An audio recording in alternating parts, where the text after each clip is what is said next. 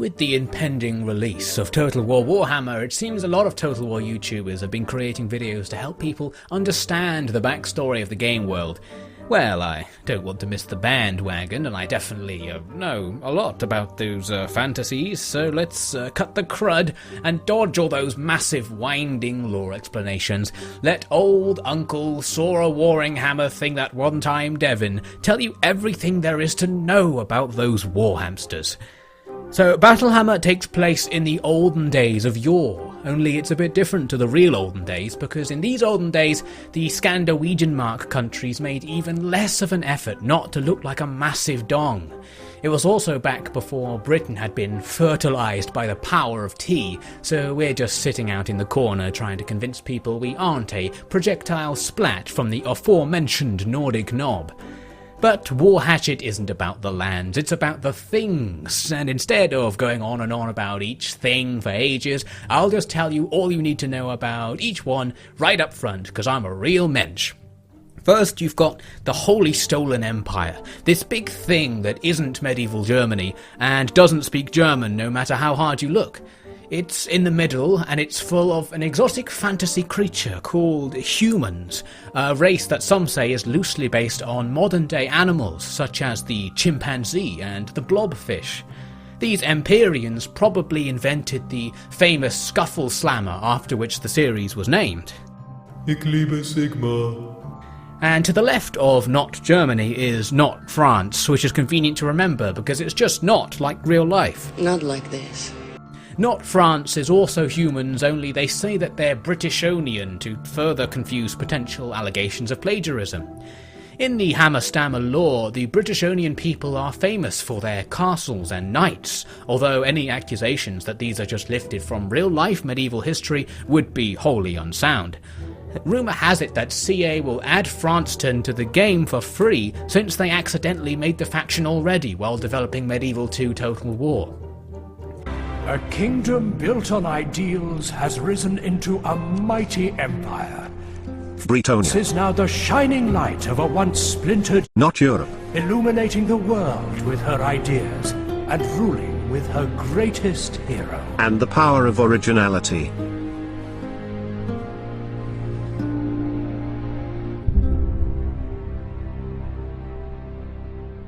At least we're not French. Now if we go further along to where Spain isn't, because this is an original map design, there's a team called the StalinEES. I haven't heard of them before, which means there must not be any lore for them. It's probably just a load of clones of Stalin, coincidentally acting, speaking and dressing like Spanish and Italian people, for reasons completely different from the geographic location of the area, because that's a coincidence. Stop saying it's just a rip-off of real life, you don't know anything about the Slashtical universe, you idiot! Anyway, continuing around to the right, there are various little countries devoted to various pizza recipes. They are perpetually at war, although an alliance of the olive oil drowned Varezzo and the overly ham-enthusiastic Lucchini could be enough to create one topping to rule them all. But they very rarely use bang hammers in all this, so let's move on.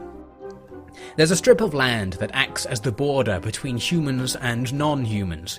In the original tabletop game, this was not a faction at all, but someone misread the instructions to set up some border pieces and ended up creating a whole new team. In this magical border world, everyone is a prince. That's all the lore that exists about this. Before we go into all the lands where they didn't just base everything off a poorly done jigsaw of a map of Earth, let's first look up to Oblast, a land where people name their regions after what direction they are in relative to the regions next door. This tradition unfortunately left them without a way to describe the middle of their lands, so you have to say, Eastern or Western, Oblast, where am I? Now if you look really carefully at the map, you can tell what sort of people live in Oblast. Notice that it's over to the right and up a bit from a place that isn't Germany. So that means that this can't be Russia-Poland. Not Russia-Poland is a cold and vast land, ruled by the Tsars and patrolled by mighty boyars and kossars with a large bear on a red background as their icon. An easy way to remember it is to think of medieval Russia and then convince yourself that it just isn't that. And that's what it's like to live in a small town in north by northwest and eastern left of the rightmost upriver downtown Oblast. Now up from that frozen wasteland is an even more frozen wasteland full of people called Bjorn, especially in the tribe of the Bjornlings. Some commenters have wondered if this area was inspired by the real-life place where people called Bjorn live. However, you can tell that this is clearly untrue, for in Whackbasher they are a savage, tribal people corrupted by the dark forces of evil, whereas the Bjorn places in real life are the most civilized bits in the world. So that proves there is no connection between Norska dwellers in this world and the Norsemen in ours. Anyway, their lore is that they're a bit evil, but not as evil as the people who live in the land of evil. The North Pole in Smashwhammer used to be a site covered in air conditioners and heavy industry, causing a hole in the ozone layer that gave everyone so much sunburn they turned evil. In an attempt to cool off, they air-conditioned themselves so hard the whole place turned to ice, and now they roam south in search of sunscreen with the relevant UV protection, protecting their bodies from further damage by covering themselves in reflective metals infused with the blood of the unburnt ones. These crazy North Polians are an important part of the lore because everyone hates them, and they hate themselves, and generally a lot of bad press is had regarding them because they also gained magical powers from all the radiation. And unlike people from the real North Pole, they use their superhuman abilities to set up elaborate pranks all over the world. And they also kill a lot of people, which makes other people who knew the dead people think a little less highly of the killing people. But that rarely happens in stories set in the Gorkrammer universe. In Total War, these people are available as an extra team if you buy the game without looking into it too much in advance. Now we need to address all these little grey-brown bits all over the place. These bits are a bit like the human places, only the ceilings are much lower. If you've ever read about Tolkien's fantasy world, or remember those guys from The Hobbit with the beards and the Scottish accents, these mountainy folk bits are basically just those, but it's not plagiarism because they say Karak instead of Kazakh and they use different oils on their beards sometimes. Since they're all underground, and Total War takes place at ground level, I don't know if they'll bother making these guys into a faction in the game. Now pretty much the rest of the map is just a mishmash of various tribes of orcs. Orcs are the villain of the Engagement Spanner universe because they like war too much, and the main moral of the franchise is that war should be avoided at all costs. They are sometimes called the Greenskins due to a wry observation of their skin colour. Orcs are sort of magic in their own way, in that they have no character traits other than murderousness, and thanks to some sort of hive mind and the lack of a need to reproduce since they're technically a mushroom or something, they're still able to sustain a society based entirely on sending all members of that society to their deaths 24 hours a day. The main cultural trait of the orcs is that they are total edgelords, replacing the letter S with Z to rebel against their grammatically sound parents, and talking generally like a 3-year-old with a massive whiskey habit. I don't like porridge. I want humies for breakfast. Now, Jonathan, you can't eat Humies, I want to eat some humies. Delicious porridge would fill you up, Jonathan. Humies, Jonathan! They are at the same time rather beta, submitting to the dude bros in their society based entirely on their size and popularity. Because of this combination of attitudes, some players like to adorn their orc models with fedora hats. Somewhere in the middle of all this are a load of vampires who aren't plagiarized from any previous media because Sylvania and Transylvania are not related, and they're appearing in the game as a faction that is immune to death. Now, some critics have suggested this will make the game too easy, but they can probably still crumble due to a -2 public order effect from a farm that just has too many cows on it, so don't worry about that. Like orcs, vampires just want to kill everything, although they also bring the things they kill back to life as undead creatures, so perhaps technically they want everything to be immortal, which is the opposite of wanting to kill everything, so I guess they aren't like the orcs at all.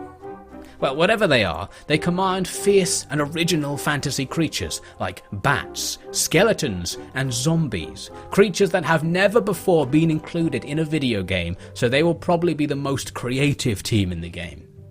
So, what other things are in the Conflict Chisel universe? There's these rat people who come out the ground and stab you up at night. In fact, there are loads of kinds of evil animal people who just want to make a mess of lovely civilization. Oh, and there's ancient Egypt, that's in the game even though it isn't set that far in the past. Although, to be fair, since the ancient Egyptians were dead at this point in history, they make these ones look like old mummies from the film The Mummy. Although actually this is all totally brand new and original and isn't based on ancient Egypt really, they just made these creatures up and they happen to look like ancient Egyptians and come from the same geographical location, and stop saying it was lazy world building, they knew what they were doing, okay? You're such a bash rubber noob, you are. Now that's pretty much all the things you need to know about /Clamour. You probably heard the rumour that there's this major other thing going on, but seriously guys, it's false.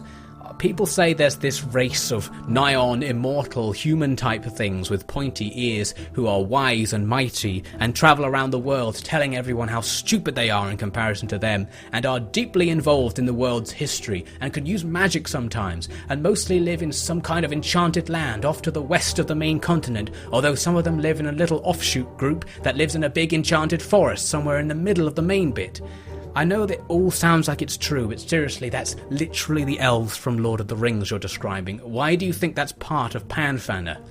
If what I described was actually part of the lore, that would be the biggest theft of intellectual property of all time. No one would stand for that. Look, just face it. Everything we've discussed is original content created by Games Workshop and no one else. If they really wanted to steal from Lord of the Rings, they'd just create an area surrounded by mountains to the east of the human area and refer to it as the Dark Land. But clearly they didn't, so why do you think they stole ideas? And as I said earlier, there aren't any ideas taken from the real world either. I mean, it's not like there's an area called the New World, which is just some clone of the Americas, with the southern of the two continents being covered in jungles. That's real life you're thinking of. And there's no culture based on real-life Arabia with a poorly disguised syllable switch in the name. There's no place sticking out of the main continent like India where they just shorten the name and hope that no one notices. There's not some big oriental area on the other side of the world from not Europe that they name using a little-known name for China, and then to the east of that there isn't a mountainous island that's so clearly just Japan they call it the word for Japan in Japanese.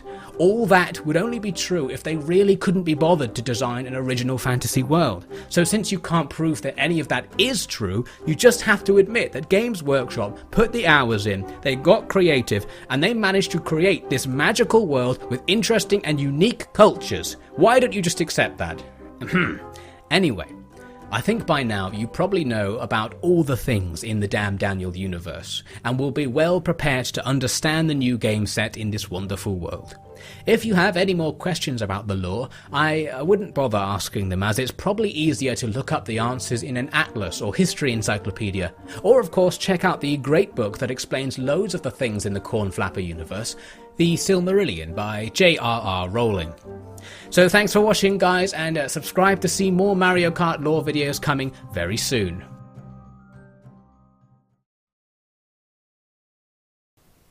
Lol, just kidding. Please don't kill me, Warhammer fans. This video destroyed my soul, so I hope you like it. If you don't like it, don't tell me about it. Thanks for watching!